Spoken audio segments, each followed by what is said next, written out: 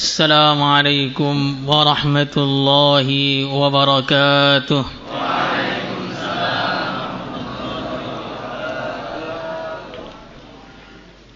الفاتحة.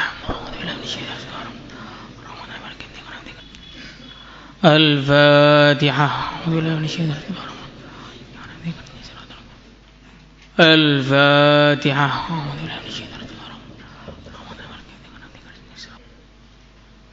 الفاتحة.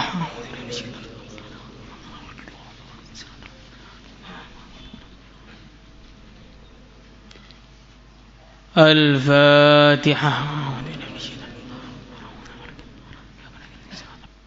الفاتحة. أبواب الجهاد.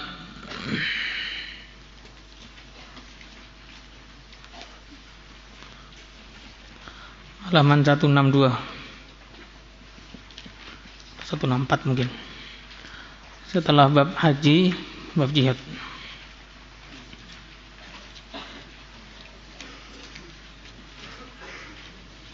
Halaman berapa itu? 160 atau 162?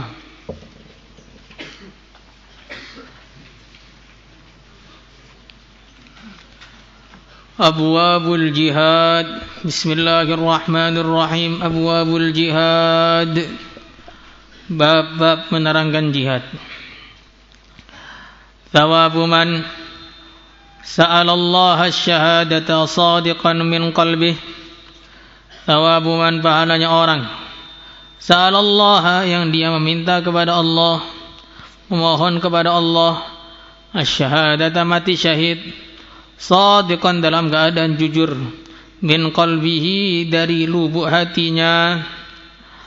An Anas radhiyallahu taala anhu, dari Sayyidina Anas radhiyallahu taala anhu, qala Rasulullah sallallahu alaihi wasallam, man talaba syahadata, man, barang siapa, talaba, mencari, asyhadata, man, barang siapa, talaba, meminta, asyahadat, mati syahid, shadiqan, dalam keadaan jujur, shadiqan, dalam keadaan sungguh-sungguh, u'tiyaha, maka dia akan diberi derajat mati syahid, walau lam tusibhu, walaupun dia zahirnya tidak mati syahid, walaupun mati syahid tidak mengenainya. Rawahu Muslim. Dalam hadis ini, Masya Allah, ada satu bisyarah dari baginda Rasulullah sallallahu alaihi wasallam. Siapa yang meminta untuk mati syahid, mana mati syahid itu pahalanya, wah, gak bisa diceritakan lagi, saking banyaknya keutamaan-keutamaan yang diberikan oleh Allah Subhanahu wa ta'ala kepada orang yang mati syahid. Ya, intinya orang yang mati syahid akan masuk surga, punya derajat yang tinggi, masuk istana yang begitu besar, di dalamnya ada kurang lebih 2,5 juta bidadari. Bukan 1, 2, 2,5 juta. 2,500,000 bidadari disiapkan oleh Allah Subhanahu wa ta'ala untuk orang-orang yang mati syahid. Ini satu amalan yang nilainya sangat besar sekali di sisi Allah. Maka baginda Rasulullah sallallahu alaihi wasallam memberi kabar gembira kepada kita dalam hadis ini. Siapa yang meminta kepada Allah agar diberi derajat syahid, maka dia akan diberi derajat syahid walaupun mati di atas kasurnya. Walaupun mati di atas kasurnya, dengan syarat dia mintanya kepada Allah Subhanahu wa ta'ala shadiqan, dalam keadaan sungguh-sungguh. Maka ini, dalam hadis ini juga memberikan pelajaran bagi kita tentang pentingnya niat. Pentingnya niat yang baik. Yang mana Al-Imam Al-Ghazali rahimahullah, beliau mengatakan, niat itu apa niat? Niat itu bukan nawaitul wudu'a, bukan usolli fardhus subhi, bukan. Itu namanya lafadz niat. Niat itu keinginan hati untuk mendapatkan sesuatu yang menguntungkan dia, itu namanya niat. Kurang lebihnya begitu. Keinginan hati yang kuat untuk mendapatkan sesuatu yang menguntungkan bagi dia. Maka kalau orang itu selagi masih ada di dalam hatinya makhluk ini bergerak sendiri-sendiri, makhluk ini bisa memuji, makhluk ini bisa mencaci, maka walaupun dia ngomong saya sedekah karena Allah, nanti pasti bukan karena Allah. Karena biar gak dituduh pelit. Nah, karena sebagian orang itu kan terlalu pelit, sampai terkenal di mana-mana, ini orang sini ini pelit sekali. Sehingga akhirnya dia sedekah biar gak dibilang pelit. Atau dia sedekah biar dibilang dermawan. Atau dia sedekah biar bisa mendapatkan senyuman dari yang disedekahi. Jadi macam-macam, walaupun ngomongnya karena Allah. Tapi kalau hatinya itu belum yakin bahwa makhluk ini tidak bisa bergerak tanpa Allah, maka nanti pasti hasilnya ujung-ujungnya bukan karena Allah. Ujung-ujungnya mesti bukan karena Allah. Dan niat ini gak bisa diatur. Niat ini gak bisa diatur. Kalau kita sudah paham sesuatu itu penting, maka orang itu dengan sendirinya akan niat untuk mendapatkan itu. Maka selagi kita ini belum paham betul bahwa ngaji itu penting, maka suruh minta jadi ulama itu ya berat. Kalaupun minta itu ya Allah jadikan ulama ya Allah. Kalau nggak jadi ya nggak apa-apa, pekerjaan lain masih banyak. Kenapa? Karena perasaan kita jadi ulama itu perkara yang biasa saja. Akhirnya untuk minta jadi ulama itu masih berat bagi kita. Bahkan kalau ada orang doa minta jadi ulama, atau doa imamnya doa yang panjang biar santri-santrinya jadi ulama, santri-santri yang kurang pinter atau agak bodoh, maka dia bilang, wih doa kok panjang kali sih. Doa itu yang pendek, Rabbana atina fid dunya hasanah, cukup, nggak usah panjang-panjang. Kenapa seperti itu? Karena dia itu belum tertanam di dalam hatinya kemuliaan ahli ilmu, belum tertanam dalam hatinya kemuliaan pangkat-pangkat agama.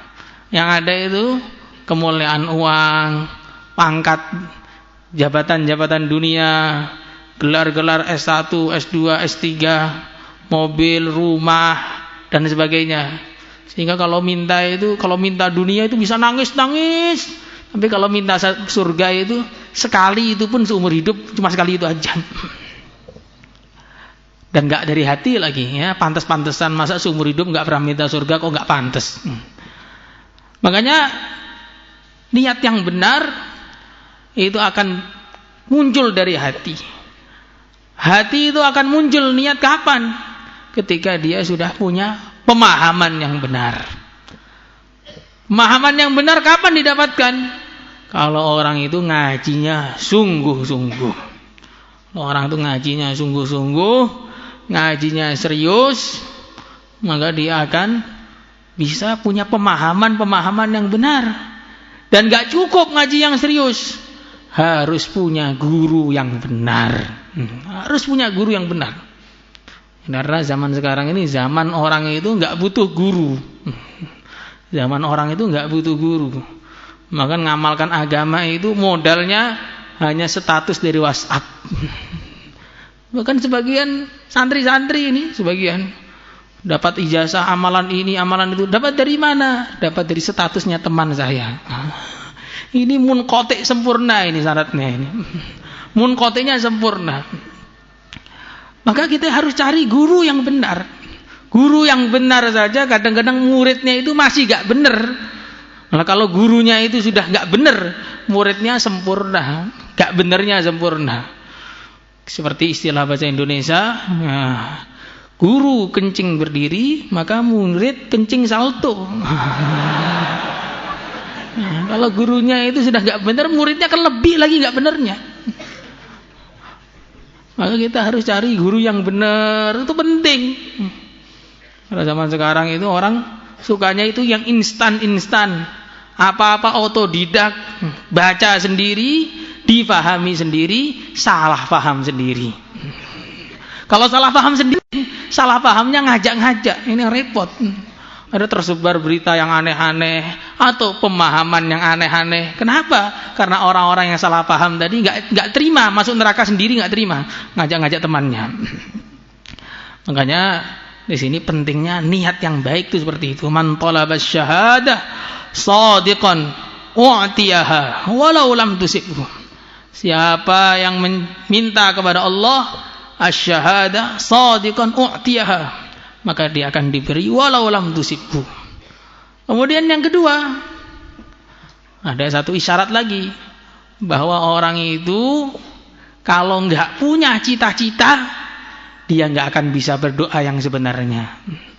Karena orang ini punya cita-cita pengen mati syahid, akhirnya dia doa sungguh-sungguh biar diberi oleh Allah Subhanahu wa taala mati syahid. Nah, kalau orang itu nggak punya cita-cita, akhirnya nggak bisa berdoa. Nabi Ibrahim alaihi salatu wassalam punya cita-cita anak yang soleh, maka langsung doa, Rabbi habli minas sholihin. Nabi Zakaria alaihi salatu wassalam punya cita-cita punya anak yang akan meneruskan perjuangannya, maka beliau doa, waj'alni min ladunka waliya yarithuni wa yarithu min ali Yaqub waj'alhu rabbi radiyah. Di orang itu kalau punya cita-cita itu akhirnya jadi sungguh-sungguh dalam berdoa. Kamu kalau lihat dalam kitab Ad-Da'awat Al-Kabir lil Baihaqi, di situ 2 jilid itu cerita khusus tentang doa-doanya baginda Nabi SAW. 2 jilid utuh tuh doa minta ini, doa minta ini, doa banyak yang diminta oleh baginda Nabi SAW. Kenapa? Karena beliau itu paham bahwa cita-cita ini tidak akan bisa terkabulkan, tidak akan bisa terrealisasikan tanpa doa. Nah, kita ini pemahamannya doa saja nggak cukup. Akhirnya aneh jadinya. Ada orang itu bilang, saya ini sudah doa berkali-kali nggak makbul kok. Ya sudah, cari cara lain saja. Maka orang seperti ini perlu kita sampaikan kepada dia, kalau doa kamu sudah nggak makbul, apakah kamu punya Tuhan selain Allah yang bisa mengabulkan doa kamu? Maka ada seorang ulama, beliau ini setiap hari berdoa. Kemudian tengah-tengah doa di depan murid-muridnya ada suara, doa kamu tidak dikabulkan. Kencang begitu suaranya, semua orang dengar. Muridnya juga kaget semua, loh ini kiainya nggak makbul loh ternyata. Akhirnya beliau ngajak murid-muridnya ke Mekah sana. Di depan Ka'bah doa lagi, ya Allah, ya Allah, ya Allah, ya Allah. Terdengar suara lagi, doa kamu tidak dikabulkan. Maka salah satu murid yang sok bijak datang kepada kiainya, menasihati kiainya itu. Syekh, sudahlah, berhenti saja doa, berhenti saja. Apa gunanya doa? Nggak makbul saja. Maka gurunya mengatakan, muridku yang sok bijak, kamu tahu nggak? Saya ini sudah mendengar doa suara seperti ini 40 tahun. Setiap saya doa, saya mendengar suara, doa kamu tidak dikabulkan. Maka muridnya tambah sok bijak lagi. Lah kalau sudah begitu kok masih doa terus, tuh kamu tuh bagaimana tuh Syekh? Akhirnya gurunya bilang, murid bodoh tolol. Ini bahasa saya ya semuanya. Murid yang kurang pinter. Lah kalau saya itu doa nggak kepada Allah, saya mau doa kepada siapa? Kalau Allah nggak mengabulkan, apakah saya punya jalan lain agar selesai masalah saya? Ya doa lagi, ya Allah, ya Allah, ya Allah. Terdengar suara lagi, wahai fulan, doa kamu sudah dikabulkan. 40 tahun. Maka di sini orang itu kalau nggak punya cita-cita, nggak bisa berdoa. Maka kita itu perlu baca ceritanya orang-orang soleh sebelum kita, baca hadis-hadis tentang pentingnya ahli ilmu, pentingnya sholat, pentingnya macam-macam kebaikan itu, biar kita punya cita-cita, ada gambaran di hati kita, ada gerakan terbesit dalam keinginan kita untuk bisa soleh, untuk bisa takwa, jadi ahli ilmu, ahli pejuang, ahli infak, ahli kurban, ahli amal, ahli ikhlas, sehingga akhirnya kalau doa itu bisa sungguh-sungguh. Semuanya insyaallah.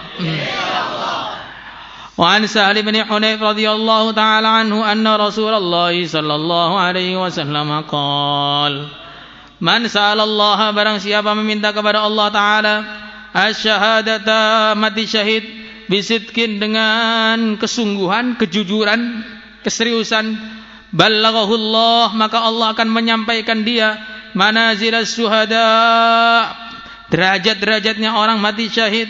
Wa in mata ala firashihi, walaupun dia mati di atas kasurnya. Rawahu Muslim. Jadi ini agama ini Masya Allah ya. Dalam agama ini niat saja itu sudah ada nilainya. Maka ada cerita itu orang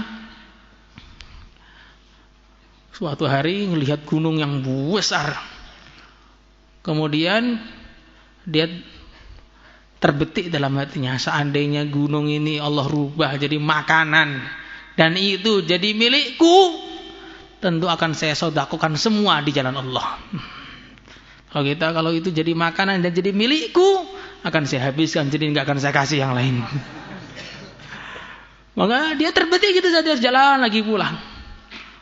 Maka terdengar suara atau dia melihat dalam mimpi atau di akhirat nanti ada pengumuman, fulan telah sedekah makanan 1 gunung. Nilainya dihitung seperti sedekah makanan 1 gunung.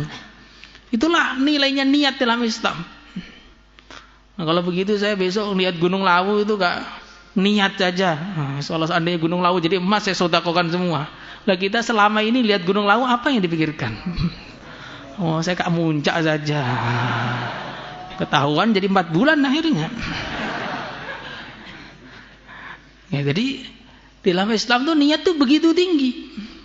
Maka perintahnya Allah Subhanahu wa taala di dalam kepada orang-orang Islam itu perintah untuk amal dan juga perintah untuk niat beramal. Maka dalam satu hadis disebutkan baginda Rasulullah sallallahu alaihi wasallam, beliau sedang dalam satu perjuangan bersama sahabat-sahabatnya. Maka beliau mengatakan, di Madinah sana ada orang-orang yang kalian tidak melangkah 1 kaki pun kecuali mereka dapat pahala sebagaimana pahala yang kalian dapatkan. Makanya ikut perang kaget. Kenapa enggak ikut berangkat kok ikut dapat pahala? Mereka itu juga ingin berangkat seperti kalian, walakin habasahumul udhr, akan tetapi karena ada udzur-udzur yang syara'. Udzur-udzur yang sesuai dengan cara, bukan alasan doang. Saya alasan nggak ada amal Pak, nggak bisa keluar. Saya alasan begini nggak bisa keluar. Bukan, ini asli ada udzur. Maka akhirnya karena mereka terhalang oleh udzur, tapi niatnya sudah sungguh-sungguh. Kalian yang berjuang, mereka yang dapat pahalanya. Jadi dalam Islam ini orang itu amal dapat pahala, niat pun dapat pahala. Kalau orang hidup tanpa pahala, berarti nggak pernah amal dan nggak pernah niat amal. Kok kita hari ini hidup nih dari pagi sampai sore ini, kok ternyata di catatan amalan kita itu kosong? Ya berarti kita ini betul-betul orang yang merugi. Amal nggak mau, niat nggak mau. Kadang-kadang sudah nggak mau amal, nggak mau niat, mengganggu orang yang amal. Ini lebih parah lagi ini. Makanya kita ini harus ada niat dalam diri kita untuk memperjuangkan agama, itu harus ada. Maka dalam satu hadis dikatakan kurang lebihnya, man mata walam yaghzu walam yuhaddis bihi nafsuh, mata ala syu'batin minan nifaq atau kama ja'at fi riwayah. Siapa yang mati dalam keadaan enggak pernah berjuang, enggak pernah niat berjuang, maka matinya itu termasuk mati di cabangnya kemunafikan. Jangan sampai enggak mau niat berjuang, enggak mau, malah gembosi yang berjuang. Taskil. Ada ngelihat orang yang ngajak orang berangkat dibilang taskil tuh biasanya begini, walaupun betul itu aslinya. Walaupun betul, tapi kamu itu nggak boleh ngomong seperti itu, nggak boleh. Walaupun tuduhan-tuduhan itu kebanyakan betul. Khusus di santri-santri loh, ini bukan orang awam. Lebih parah lagi. Maka kita itu kalaupun belum bisa berjuang, belum bisa bantu orang berjuang, kalaupun belum bisa amal atau bantu orang amal, minimalnya harus usaha terus, niat suatu saat kalau diizinkan oleh Allah untuk amal yang serius. Insyaallah semua niat. Suatu ketika Sayyidina Anas bin Nadhr, beliau tidak hadir dalam pertempuran Badar. Tidak hadir dalam pertempuran Badar karena ada uzur atau terlambat bagaimana begitu. Maka beliau berjanji depan Allah, ya Allah, seandainya ada perjuangan lagi setelah ini dan saya engkau izinkan untuk ikut, ya Allah, akan saya tampakkan kesungguhan saya dalam perjuangan.